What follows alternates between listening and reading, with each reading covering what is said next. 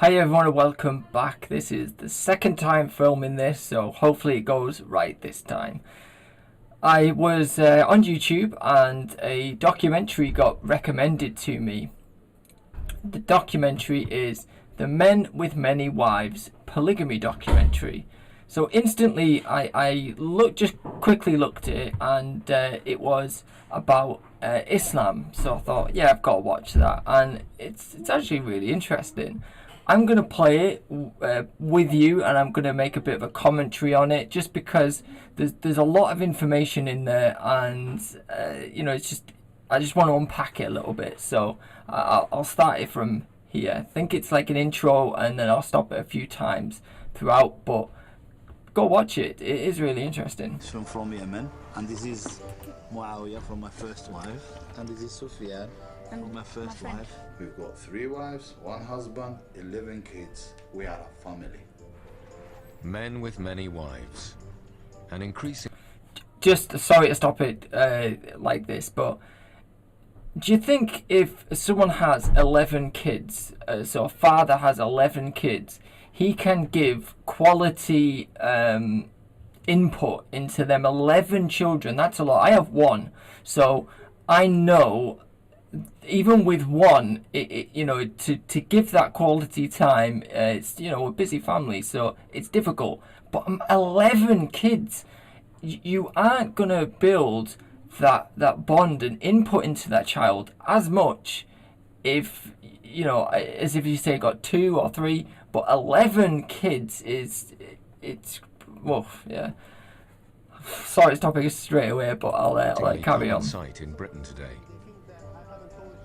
We call it instant children. When you're in polygamy, the second, third, and fourth wife will have instant children. Dad. I enjoy polygamy because I have my the days that I have to myself and to my children. So when my husband told me about polygyny, I know this guy. I know him. He lives in Leicester, so I just thought I'd mention that. at the outset, I thought, yeah, I can trust this guy. And that's what made me want to marry him more. Amazing. But a polygamous life is never simple. Out of 10 years, I could honestly say, being very generous, I've probably had 6 months of time with me and him. Especially with a wife in another country. It should just be seen as what it is. It's an allowable choice for us.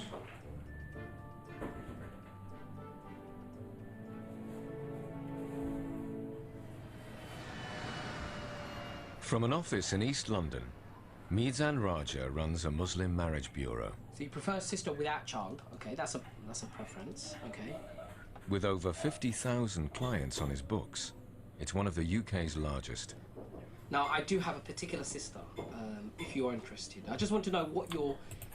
I think this is like an older way of doing online dating. A lot of people now have gone into online dating, but this is still used a lot in the Muslim community, because they have a source at a point. Someone put them together, a person that can be a wali, can relate to either party. So sometimes it's that's why they do it. Would be. How old are you? 27. That's perfect age. Same age as her. But the only problem is she's got a kid.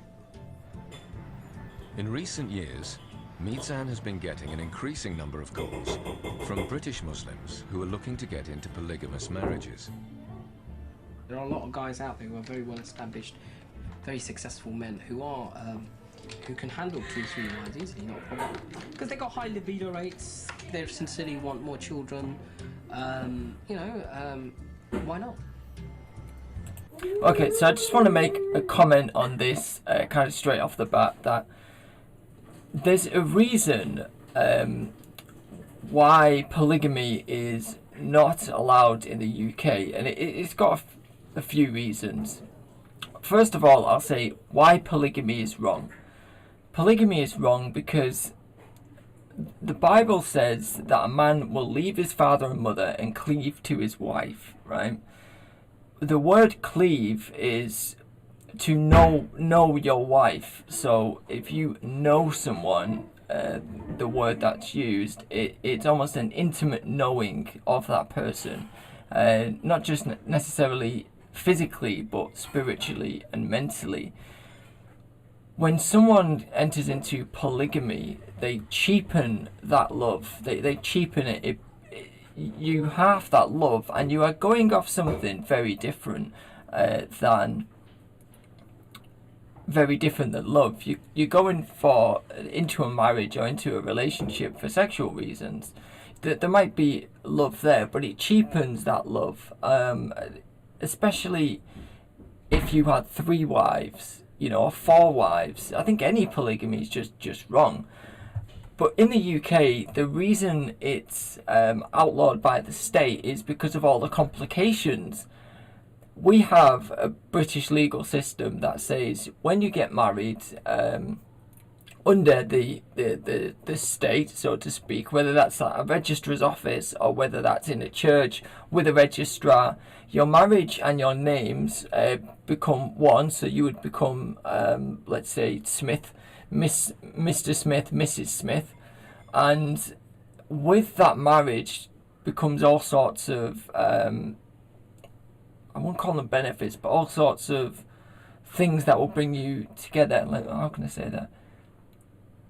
Things that tie you together. So if a husband dies, the wife will get his pension or his wages or whatever it is, because she is the significant other, the wife of that person. There's all sorts of laws and complications that are there because of the man and wife.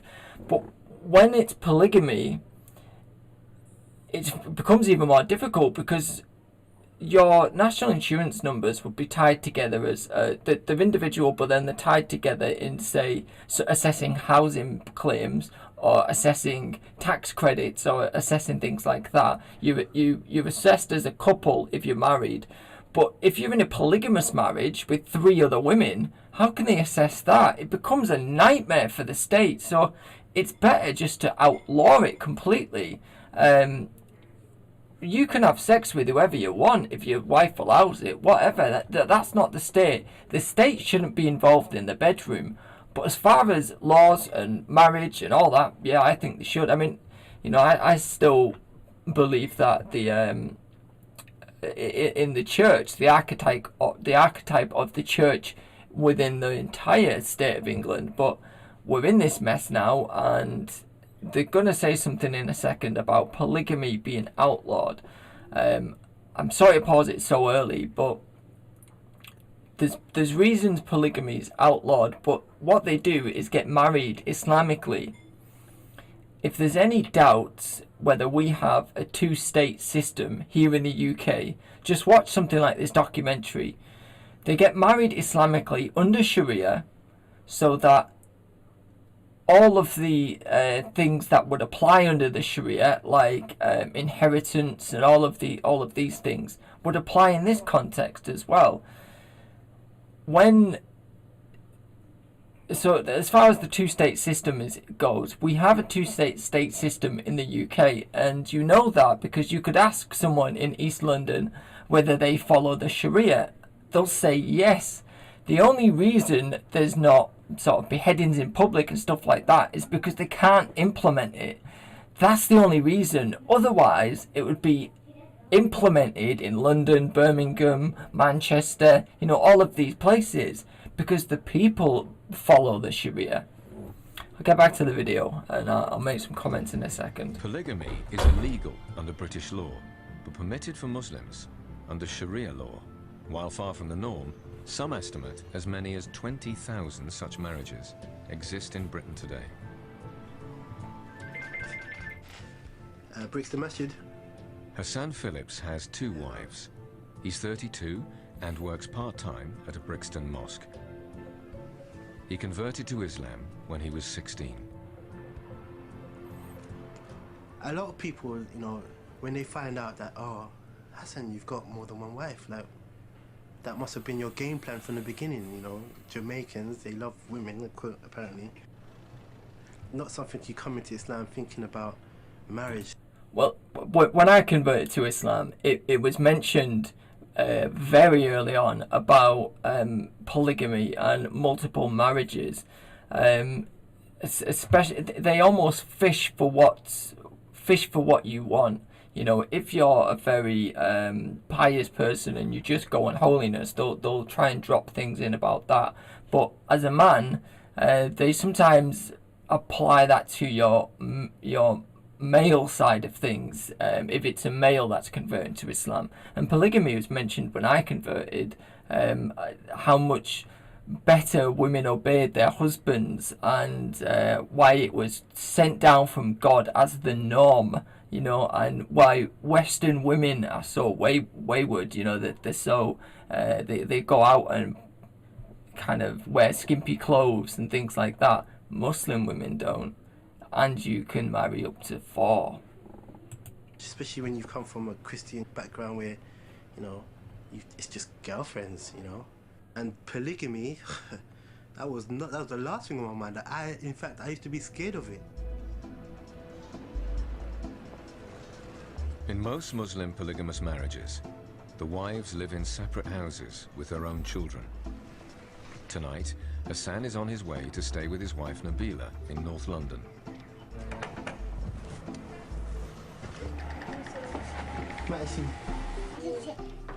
Nabila came from Malaysia to do a PhD in engineering at Cambridge. I mean, listen to that. She came to England, so it's not her first language, from Malaysia to do a PhD in engineering at Cambridge. So you're talking about someone who's got brains, you know, someone who's not stupid. And I find it tragic to see someone that with all that potential to give to the United Kingdom and all of this, wasted. Absolutely wasted, and you'll see why in a second.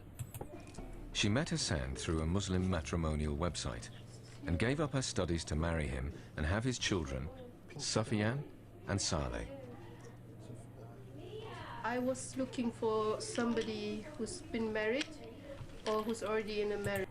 Which, you know, having children, you know, you can understand that, but it's the next bit in a second. So, because I was married before that, and having gone through one divorce, you kind of know what you wanted in marriage. So, so I wanted somebody who already knows how to be a husband. That means that somebody who's already a husband is a good candidate. Yeah. I don't really support brothers who have this mentality, no, she's got to be pure, and Che's never been touched, she's never seen daylight, and then he's, you know, been around the block. And you think, well, come on, bruv. When Nabila and Hassan married, she became the second wife, a co-wife in his polygamous marriage. I met with my co-wife before marriage, and we had tea and all that, and so so she was okay with that, so alhamdulillah. And after marriage, our relationship starts developing slowly and slowly. I really enjoyed being in a polygamy who are forced to be in this kind of relationship. Prominent. Nabila works from home, designing and running the website for the family's business, selling Arabic perfumes and clothing.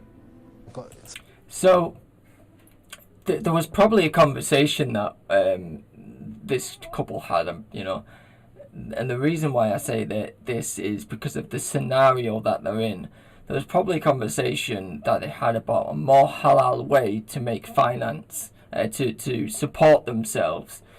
You often find the more religious Muslims become, the more their finances, who they give to, their zakat and things like that implement their lives. This is someone who, you know, is clever, and now she sells perfume from a website. You know, that's a massive step down, I would say, in what's in the potential that person could have had. But that job, say it was an engineering job overseeing big construction plans or something, you know, that job involves spending time with male colleagues.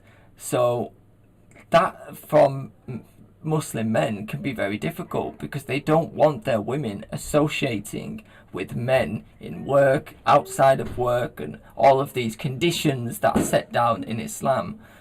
So what's a more halal way to make finance? Well, stay at home so nobody sees you.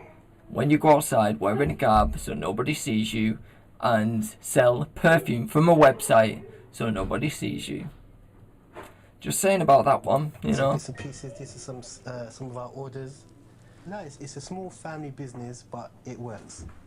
We're not, you know, benefit based. We have our own business, and we live off whatever comes from our business. In line with Islamic custom, Nabila keeps all her earnings in addition to money given to her by Hassan. I do like, you know, doing this kind of work. It does give me flexibility, staying home with my children. Yeah, it's different, but it's good. Yeah, it keeps my brain active, I think. I didn't enjoy it. You're gonna get married. You're gonna have, how many wives are you gonna have? 1, 2, 3, or 4? 4. Find it interesting that, you know, I mean, the kid doesn't really realise what his dad's saying, but the seeds are being planted and they see this as the norm. I think that's what's sad about it. The nuclear family and what the nuclear family is a model that's tested to breed success. If you look at some of the most successful people, let's say on data, they come from nuclear families. They're less likely to go in prison, less likely to commit crime, less likely to take drugs, less likely to become alcoholics, and all of these things. Because of the nuclear family, because of seeing mum, dad, having that stability at home. You can go check out the data on that, it's there. But when you put someone in a child in a polygamous, you know, with mum and dad who's polygamous, that's broken up, that's gone. And 11 children, you know, talk about middle child syndrome. How about 11 child syndrome? I mean, it's just crazy. Children need that one-on-one with their parent, you know, that time with their parent to develop as people, to develop all of these life skills. Now, I'm not saying there's not examples of of children that come from polygamous marriages that haven't developed well. I'm not saying that. I'm saying by the whole, from what data would tell you, that would be that would fit with this. I just find it very sad. And then, you know, what's that child going to grow up to think? I've got brothers and sisters, half brothers and sisters, you know, but my dad's married to 2 women at the same time. It's very confusing. Very confusing. He goes to school with kids who's just got my mum and dad. Oh, I've got my mum, my brother, you know, it just.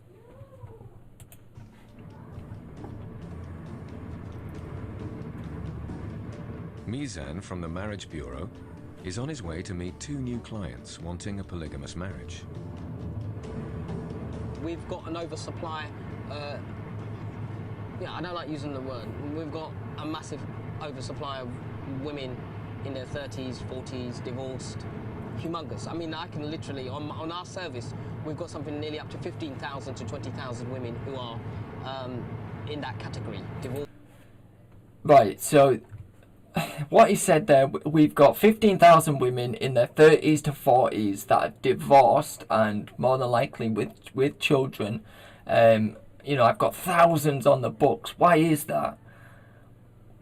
If any of you have spent any time in the Islamic community or in mosques, hopefully not, but if you have, then you would know that it's quite a common thing that if someone's married very easily, in Islamic eyes, it's even quicker to get divorced. talak, talak, talak, I think it is, which is I divorce you, I divorce you, I divorce you 3 times, and then you would see the imam and the divorce is done. It's very easy. So you find that women get married and they're virgins. A lot of them are. They get married and they're virgins, and then when their relationship breaks down because they probably realise that the person they're married to is a male chauvinistic person. I'm not going to use that word. A male chauvinist. And that often happens, that the women, they think, well, why am I married to this guy before? Or the man's beating her or whatever. There's a lot of stuff that happens. They get divorced. But then they use goods. They go on the use goods pile. Because men have got ego problems and they won't get with a woman who's been with another man before. It's crazy. They go on the use goods pile. Really, really sad. With children and who are looking and finding it very difficult. Majority of them want a monogamous relationship, but more and more are now considering becoming co-wives, and it's driven by the women, not by the men. No, I don't believe that for 1 second. 1 second, because jealousy, it's innate in all of us, every one of us, men, women, it's innate. Now you could say, okay, by studies it's slightly less in women. Well, I don't know, I've seen women rip each other's hair out over men, so I don't know about that one. But I think women are more likely to accept that, well, I'm not going to get a man in a monogamous marriage. I might as well go for a polygamous marriage, and at least I've got a man around, because women can't.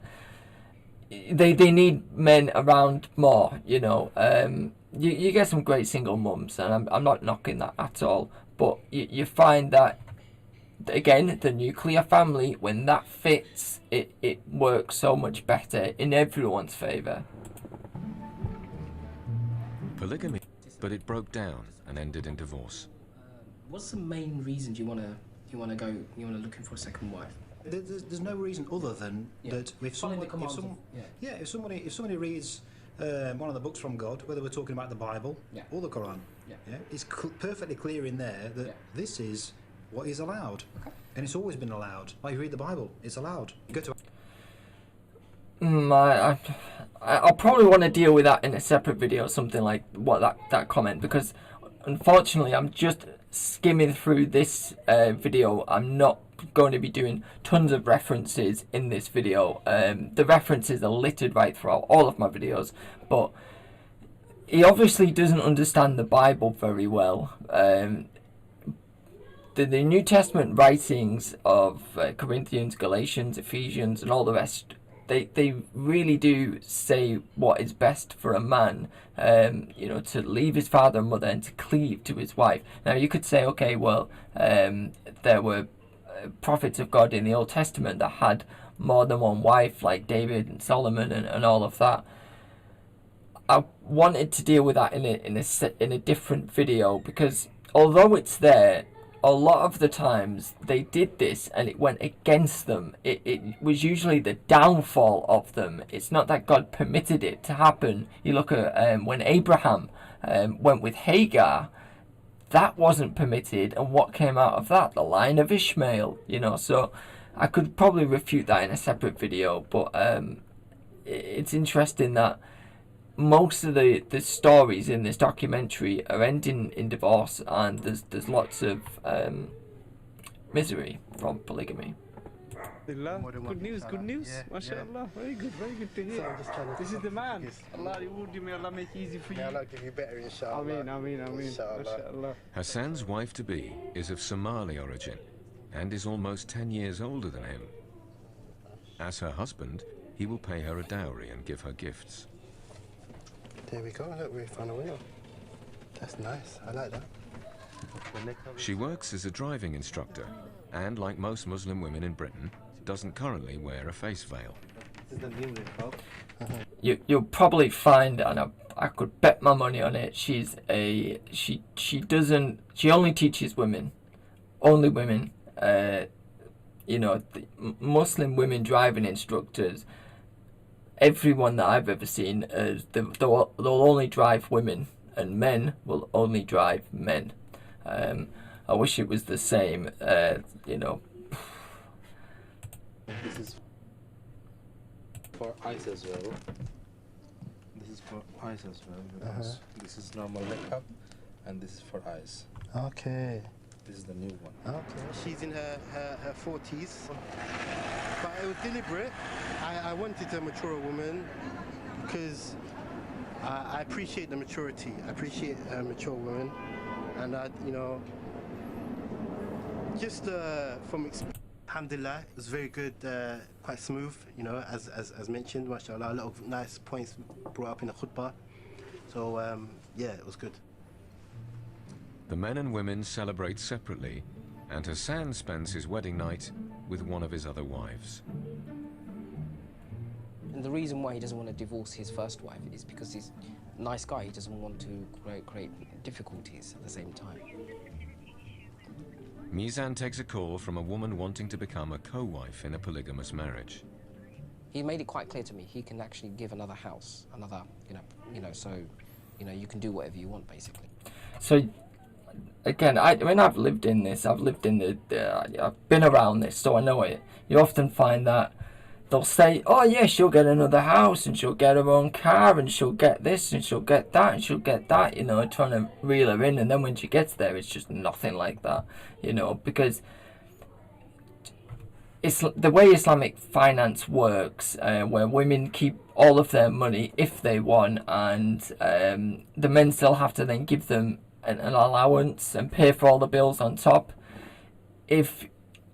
If you're a Muslim man, that can get quite expensive. So usually they'll pull back in all other ways. The gates will be falling off, and all stuff will be happening. The house will be needing work.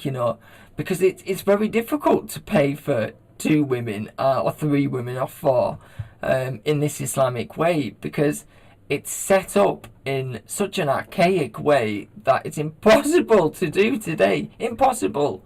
Unless you're some Saudi millionaire or whatever, a standard Muslim man, very difficult to do. But it's got to be done because Muhammad did it.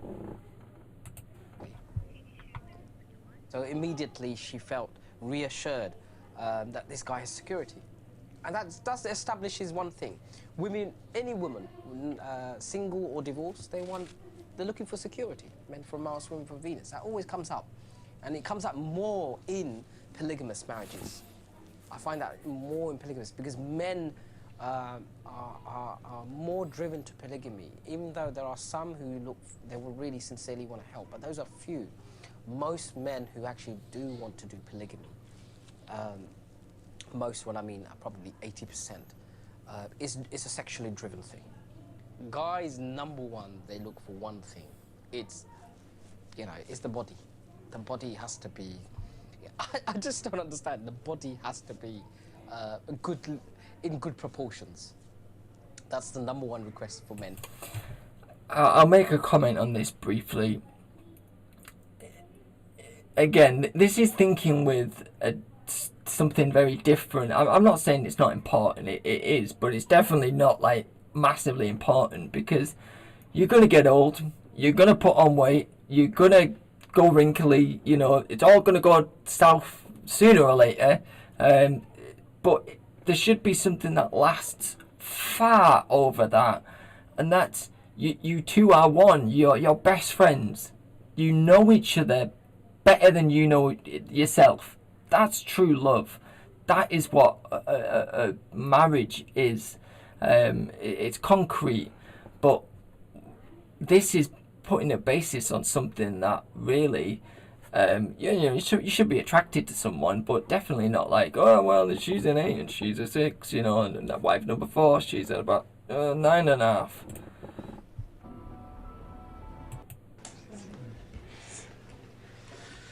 My wonderful wife, inshallah, may Allah bless her. Inshallah. Before you met Brother Hassan, was polygamy something you'd ever thought about? You would see? Yeah. Before, I think was very hard to get married, be second wife or something. But after that, I made a lot of sisters. Honestly, the marriage had a lot of problems.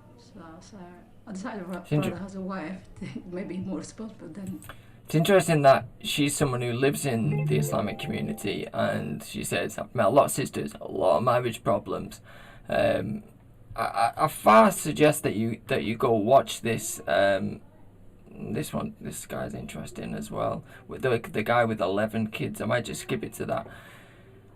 Go watch it because it is quite interesting. I just wanted to do a little bit of commentary on it and kind of take you through it with a little bit of understanding as well, because this is what's happening to the UK right now, and the government needs to get control of it. When was the last time you heard anyone being prosecuted for polygamy? When? You didn't, because it doesn't happen. The government doesn't bother getting involved prosecuting people for polygamy. You know, you could get the odd case even there, but usually they'll try and get them on something else, like fraud or something like that. But it's very difficult. Like, my brother worked in for a company who dealt with all of the benefit assessment units in the UK. And he explained how difficult it was as a benefit assessor when he looked at polygamous marriages, because he would see 4 kids living in a house and 2 women, and they would all have one side of the family would have one surname, and the other side of the family would have another surname, but they're the same family living in the same house. And it's a nightmare as a benefit assessor, because you know the wife will sometimes take the husband's surname and the husband's first name and stuff like that. It can become a nightmare, and unfortunately this is in the UK, and you're not talking about people are just people, but the religion is the religion. That's Nabila. Nabila eating. That's Bilkis, she lost a tooth. Can we have a smile then? Oh, I got that. What did you like about Brother Muhammad? Not now. That. When I see him first time, I think this why.